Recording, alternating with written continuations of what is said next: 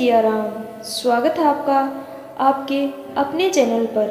आज हम आपको माघ मास की मासिक शिवरात्रि की कथा सुनाएंगे।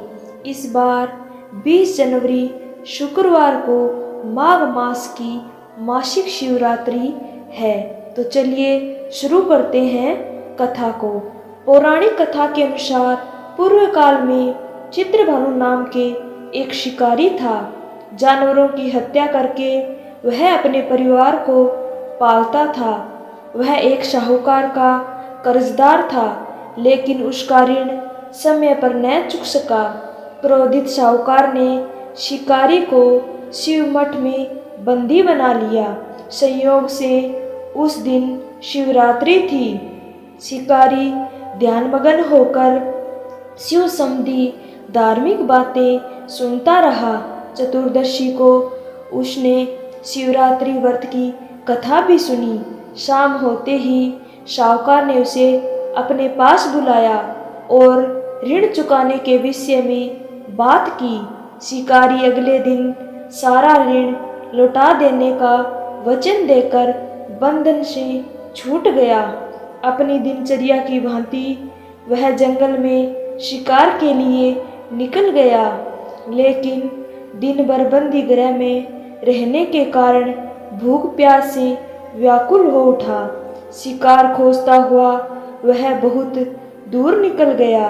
जब अंधकार हो गया तो उसने विचार किया कि रात जंगल में ही बितानी पड़ेगी। वह वन एक तालाब के किनारे एक बेल के पेड़ पर चढ़कर रात बिताने का इंतजार करने लगा।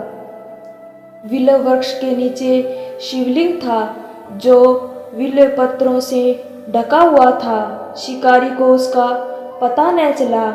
पड़ाव बनाते समय उसने जो टहनियाँ तोड़ी वे संयोग से शिवलिंग पर गिरती चली गई।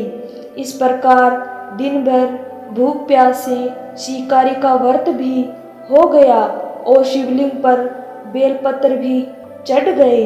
एक पहर रात्रि बीत जाने पर एक गर्भिणी हिरणी तालाब पर पानी पीने पहुंची। शिकारी ने धनुष पर तीर चढ़ाकर ज्यों ही पर्चा खींची, हिरणी बोली, मैं गर्भिणी हूँ, शीघ्र ही प्रसव करूँगी। तुम एक साथ 2 जीवों की हत्या करोगे, जो ठीक नहीं है। मैं बच्चे को जन्म देकर शीघ्र ही तुम्हारे समक्ष प्रस्तुत हो जाऊंगी, तब मार देना। शिकारी ने प्रतीक्षा ढीली कर दी और हिरणी जंगली झाड़ियों में लुप्त हो गई। प्रतीक्षा चढ़ाने तथा ढीली करने के वक्त कुछ विल्व पत्थर अनायास ही टूटकर शिवलिंग पर गिर गए। इस प्रकार उससे अनजाने में ही प्रथम पहर का पूजन भी संपन्न हो गया। कुछ ही देर बाद एक और हिरणी उधर से निकली। शिकारी की प्रसन्नता का ठिकाना न रहा।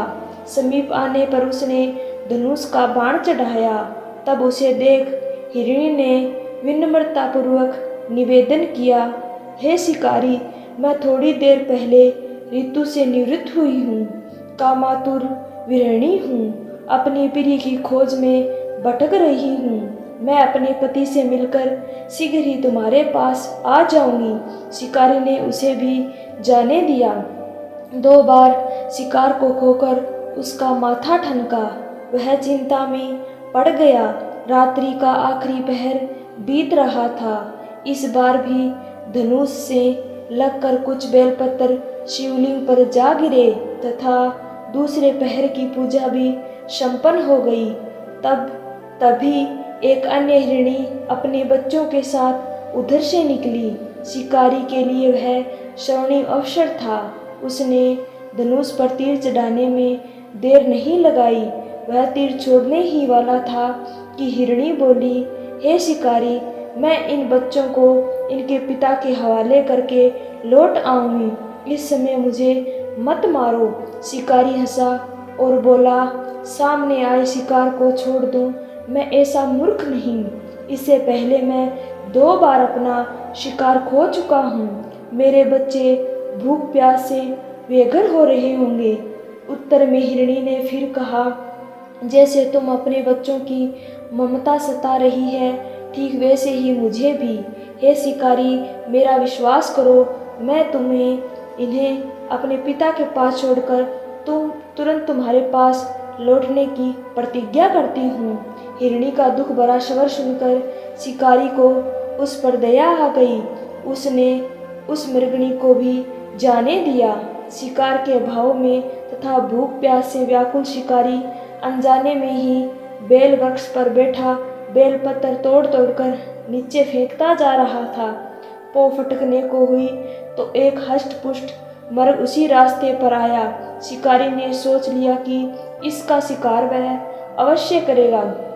शिकारी की तनी प्रत्यंचा देखकर मर्ग विनीत स्वर में बोला, हे शिकारी, यदि तुमने मुझसे पूर्व आने वाली 3 मृगियों तथा छोटे छोटे बच्चों को मार डाला है तो मुझे भी मारने में विलंब न करो, ताकि मुझे उनके वियोग में एक क्षण भी दुख सहना न पड़े।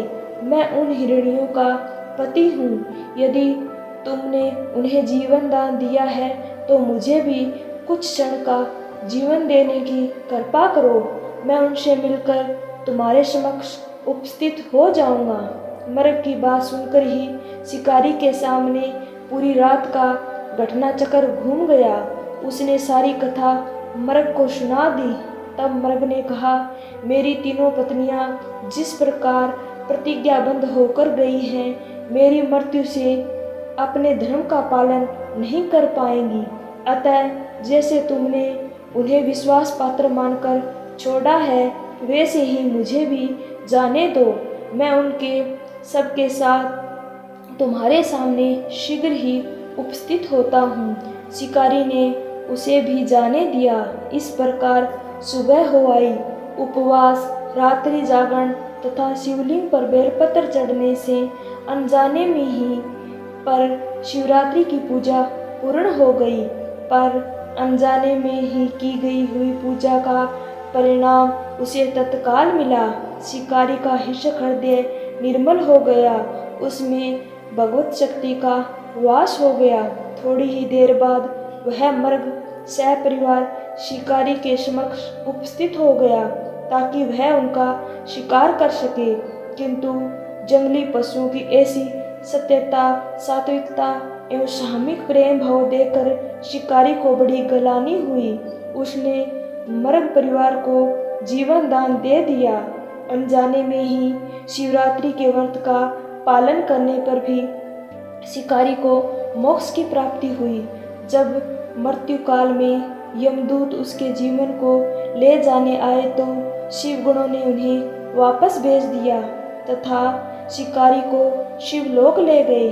शिव जी की कृपा से ही अपने इस जन्म में राजा चित्रभानु अपने पिछले जन्म को याद रख पाए तथा महाशिवरात्रि के महत्व को जानकर उसका अगले जन्म में भी पालन करवाए। बोलिए महादेव की जय। आपको हमारी कथा अच्छी लगी हो तो कमेंट बॉक्स में जय भोलेनाथ अवश्य लिखना और चैनल को सब्सक्राइब करना, ताकि इसी प्रकार हम आपके लिए नई नई कथाएं लेते आएं। धन्यवाद।